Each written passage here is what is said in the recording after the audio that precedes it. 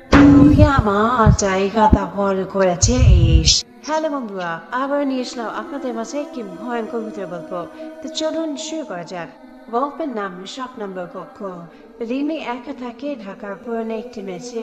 মাসখানেক হলো সে নতুন একটি বাসায় উঠেছে, যেটি আগে পুরনো হাসপাতাল ছিল। বাসার ভেতরে 7টি কক্ষ, কিন্তু কক্ষ নম্বর 7 তালাবদ্ধ। মালিক ছিল ওভার খালি রাখাই ভালো, কিন্তু রিমি কৌতূহল চেপে রাখতে পারল না।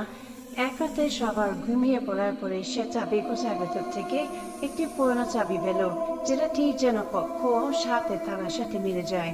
চাবি ঘুরাতে দরজাটি খুকিয়ে খুলে গেল। ঘরের ভেতর থেকে ঠান্ডা হাওয়া বইতে লাগলো। হঠাৎ করে সব পাতি নেমে গেল। অন্ধকারে রিমি স্পষ্ট দেখতে পেল ঘরের এক কোণে একটা নারী ছায়া দাঁড়িয়ে আছে। উঁচু গলায় সে ফিস ফিস করে বলছে, তুই আমার জায়গা দখল করেছিস, এখন তোর পালা। ডিমি চিৎকার করতে গিয়ে দেখলো তার গলা দিয়ে কোনো শব্দই বেরোচ্ছে না। ছায়াটা ধীরে ধীরে তার দিকে এগিয়ে আসছে। কেমন লাগলো গল্পটি অবশ্যই কমেন্ট করে জানান এবং সাবস্ক্রাইব করতে বলবেন না। আরও এরকম নতুন নতুন গল্প পেতে সাবস্ক্রাইব করে আমাদের সাথেই থাকুন। ধন্যবাদ।